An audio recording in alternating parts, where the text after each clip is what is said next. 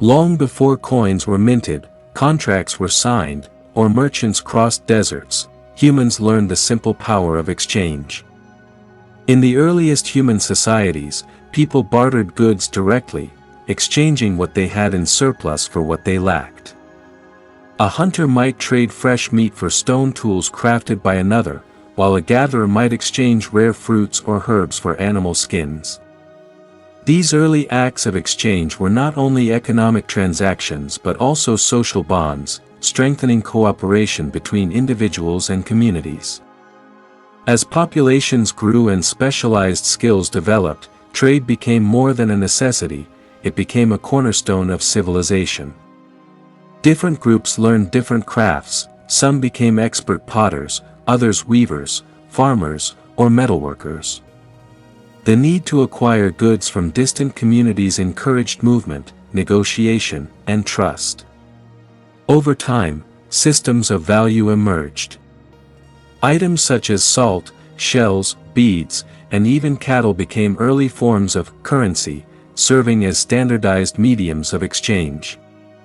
Trade in this primitive form taught early humans organization and record-keeping. It demanded measurement, fairness, and reputation, all traits that later gave rise to markets, taxation, and eventually, economies. In essence, trade was the seed from which civilization sprouted. As human settlements grew into organized societies, trade routes began to stretch farther across the landscape, connecting emerging centers of power and culture. In the land between the Tigris and Euphrates, Mesopotamia, the first urban civilizations flourished. Cities like Ur, Uruk, and Babylon were not only centers of political power but also thriving markets. The Sumerians, among the earliest known traders, exchanged grain, wool, and oil for timber, copper, and precious stones that their land lacked. Records inscribed on clay tablets reveal a sophisticated commercial system. Merchants signed contracts, calculated interest, and even used early accounting methods such as cuneiform symbols representing goods and numbers. The Mesopotamians traded with regions as far as Anatolia, modern Turkey, Persia, Iran, and the Indus Valley. Riverboats carried goods along the Euphrates, while donkey caravans moved across dry plains and rugged terrain. Meanwhile, in ancient Egypt, the Nile River served as a natural highway for trade and transport. The Egyptians traded gold from Nubia, papyrus from the Nile Delta, and fine linen for incense, ivory, and exotic woods from Punt, possibly in modern Somalia or Eritrea. Pharaohs encouraged long-distance expeditions, not only for wealth but also for prestige. The tomb paintings and inscriptions from the time of Hatshepsut show grand fleets returning from foreign lands, loaded with treasures and strange animals. Egyptian merchants also traded with the Levant and the Mediterranean islands, importing copper, olive oil, and wine. Trade in Egypt was more than economic, it was spiritual and political.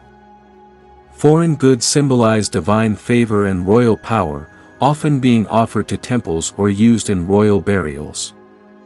The grandeur of Egyptian civilization was partly built upon the wealth brought by these trade connections. Farther east, the Indus Valley Civilization, 2600 to 1900 BCE, with great cities like Harappa and Mohenjo-Daro, was another early hub of trade.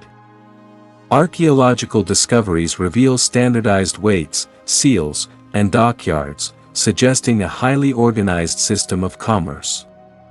The Indus people traded cotton textiles, pottery, beads, and metals.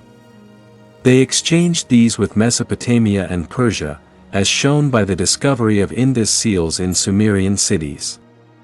Their proximity to the Arabian Sea allowed them to establish maritime routes to the Persian Gulf and beyond. What makes the Indus trade remarkable is its efficiency and order.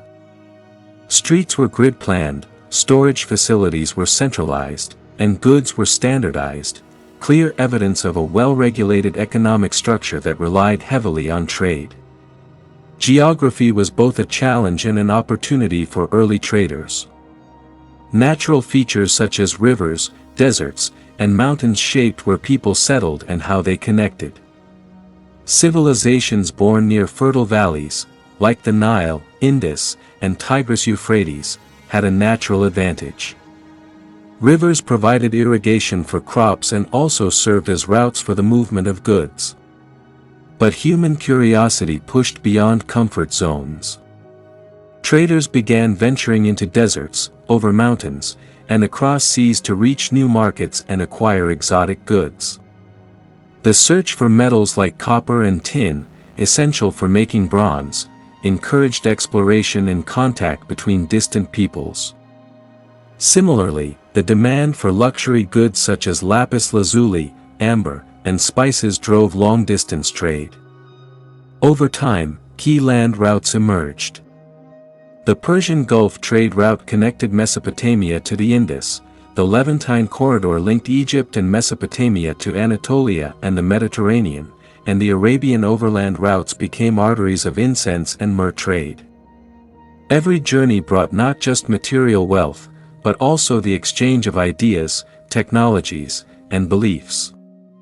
Human curiosity, the same impulse that led to exploration, invention, and storytelling, was the invisible engine behind trade. Each expedition into unknown lands carried risk, hostile terrain, bandits, disease, or political conflicts. Yet traders persisted, guided by the hope of profit and the thrill of discovery. As these early trade routes solidified, they gave rise to the first interlinked world, a web of connections where the actions of one civilization could influence another thousands of miles away. From this network of barter and movement, the ancient world began to take shape. By the end of the Bronze Age, trade had evolved from simple local bartering to vast interregional networks. Goods from distant lands reached new markets, ideas crossed borders, and cultural exchanges enriched civilizations. What began as a practical means of survival grew into one of the most powerful forces driving human progress. In the centuries that followed, these early paths would expand and merge into even greater routes, the Silk Road, the Spice Route, and the Trans-Saharan networks, forming the arteries of the ancient global economy. But their humble origins lay here, in humanity's first steps toward cooperation, curiosity, and the desire to connect. As civilizations grew more complex, their hunger for resources, luxury, and knowledge extended far beyond their borders. Simple barter between neighbors evolved into vast systems of exchange spanning continents. These were the world's first arteries of globalization, the trade routes that connected distant peoples through goods, culture, and ideas. Among these, three great networks stood out as the lifelines of the ancient world: the Silk Road, the Incense Route, and the Trans-Saharan trade routes. Each emerged in different landscapes, serving distinct purposes, yet all shared a common goal: to bridge worlds through trade. The Silk Road was not a single path but a vast network of routes connecting East Asia to the Mediterranean. It began during the Han Dynasty of China, around 130 BCE, when Emperor Wu sent his envoy Zhang Qian westward to open diplomatic and trade relations. His journey revealed connections that stretched from China through Central Asia, Persia, and the Middle East to the Roman world. Though silk was the most famous commodity traded, the Silk Road carried far more than fabric; it carried civilization itself. Along its dusty trails moved spices, jade, gold, glass, paper, and ideas, all linking empires thousands of miles apart. The main overland route began in Chang'an, modern Xi'an, China's imperial capital. It moved northwest across the Gansu corridor, passed through the Taklamakan Desert via oasis towns like Dunhuang, Turpan, and Kashgar, and then split into multiple branches. Some routes ran through Samarkand and Bokhara in Central Asia, then to Persia, Iran, and Mesopotamia, finally reaching Antioch or Tyre on the Mediterranean Sea. It was a journey of extremes: scorching deserts, icy mountains, and vast steppes. Caravans of camels, often numbering in the hundreds, carried precious cargo across months of travel. Silk, light yet valuable, was ideal for these long treks. Trade goods and cultural exchange from China, traders exported silk, porcelain, and paper. From India, came spices, ivory, and precious stones. Persia offered carpets, glassware, and metalwork, while Rome sent gold, wine, and silver. Yet, the Silk Road was never just about material goods. It was a highway of culture. Buddhism spread from India to China, carried by monks and travelers. Persian art and Greek influence reached Central Asia, blending into the unique Greco-Buddhist culture of places like Gandhara, modern Pakistan. Even diseases traveled these routes, most famously, the Black Death centuries later, reminding humanity that connection brings both blessing and peril. The role of the Silk Road cities. Certain cities flourished as centers of exchange, learning, and diplomacy. Samarkand and Bokhara became jewels of Central Asia, where merchants from every nation met. Palmyra, in modern Syria, grew rich by taxing caravans that passed through its gates. Dunhuang became a spiritual and artistic center, home to the famous Mogao caves, carved and painted by travelers who sought blessings before venturing into the desert. These cities were living museums of diversity. Languages blended, religions coexisted, and marketplaces buzzed with the voices of countless cultures. The Silk Road's golden age lasted for centuries, particularly under the stability of the Mongol Empire, 13th to 14th century CE, which made travel safer across its vast territories, an era often called the Pax Mongolica. However, political instability, shifting empires, and the eventual rise of maritime trade in the 15th century weakened the land routes. By the early modern period, caravans dwindled, and the Silk Road faded, not into oblivion, but into history. Yet its legacy endured, shaping art, culture, and commerce for millennia. Before silk, before the spices of India reached Rome, there was incense, the precious resin that filled temples and palaces with sacred fragrance. The incense route was the lifeline of Arabia, stretching from southern Arabia, modern Yemen and Oman, through the Arabian desert to Egypt, Palestine, and Syria. The most valued products were frankincense and myrrh, harvested from trees found only in the arid highlands of Dhofar and Hadramaut. These aromatic resins were prized in temples from Egypt to Rome, used in religious rituals, embalming, and perfumery. At their peak, they were worth more than gold. The cities of the desert towns such as Shabwa, Marib, and Qana in Yemen became early trade hubs. Caravans traveled north through Najran, Petra, and Gaza, covering more than 2,000 kilometers of harsh terrain. These routes were not easy. Traders had to cross scorching deserts, where water was scarce and dangers abundant. Yet oases and caravanserais, resting stations, dotted the path, offering brief refuge. The Nabatean Arabs, whose capital was Petra, mastered this trade. They built an empire on control of caravan routes, collecting taxes and ensuring safe passage. Petra, carved into rose-red cliffs, became a symbol of desert wealth, its grandeur funded entirely by trade. The incense route carried more than aromatic resins. Caravans transported spices, gold, ivory, pearls, textiles, and precious stones, linking southern Arabia to the Mediterranean and beyond. The trade also brought cultural contact. Ideas from Egypt, Mesopotamia, and India blended in Arabian markets. The route's prosperity helped stimulate literacy and architecture in Arabia, long before the rise of Islam. By the 1st century CE, the incense route began to wane. The Roman Empire's maritime expansion into the Red Sea allowed ships to bypass the overland routes.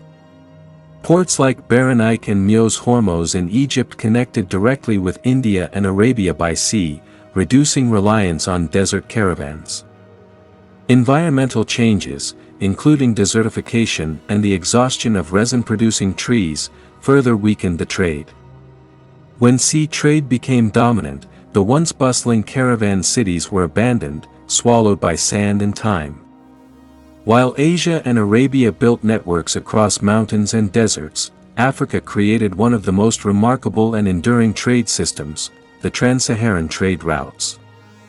These routes connected West Africa's gold-rich kingdoms with North Africa and the Mediterranean world, spanning thousands of miles across one of the most inhospitable terrains on Earth, the Sahara Desert. The earliest routes likely developed around the 3rd century BCE, but they flourished between the 8th and 16th centuries CE, especially with the rise of Islamic empires that united North Africa under shared religion and language. The Sahara might seem barren, but it was crossed by caravans carrying the lifeblood of ancient economies. From West Africa, traders brought gold, ivory, kola nuts, and slaves.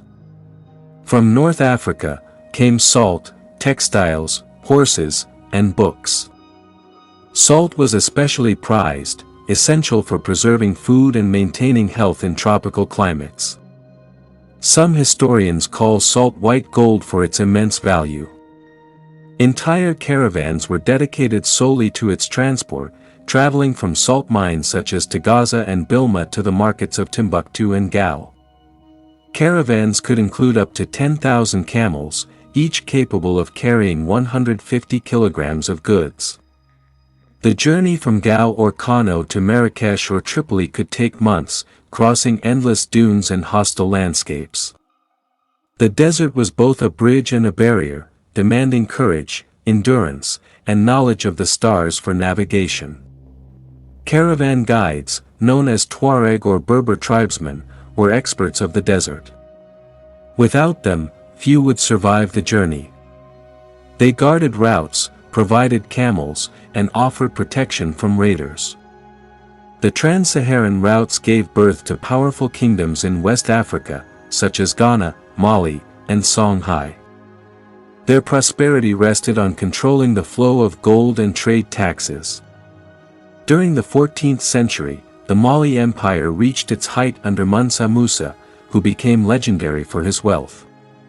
His pilgrimage to Mecca in 1324, accompanied by thousands of servants and tons of gold, astonished the Islamic world and placed West Africa firmly on the world map.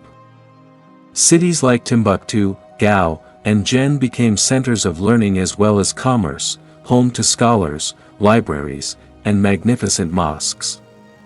The Timbuktu manuscripts, still preserved today, testify to a flourishing intellectual culture built on the wealth of trade. The decline of the Trans-Saharan trade came gradually with the rise of Atlantic sea routes in the 15th century.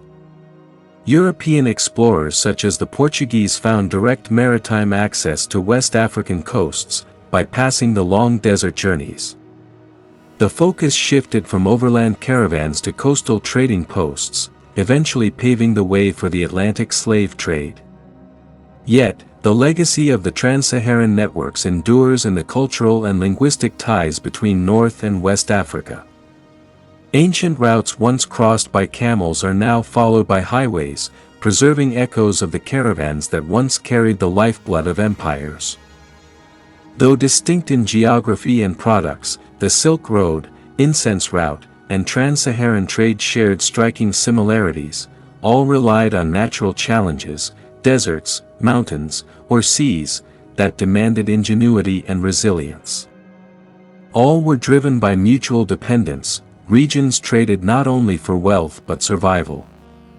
And all became pathways of ideas, spreading religions, technologies, and art across continents. These routes were humanity's first steps toward globalization. They connected empires that never met and people who never spoke the same tongue, proving that trade could bridge even the widest divides. The great trade networks of the ancient world were more than roads, they were the veins of civilization. Through them flowed not only gold and silk but also wisdom, invention, and faith. Each caravan, each ship, each traveler added a strand to the web of human connection. Though time, war, and innovation would eventually shift these paths, their impact remains eternal. The world we know today, with its global markets, shared cultures, and constant exchange, was first imagined on these ancient trails of dust and hope.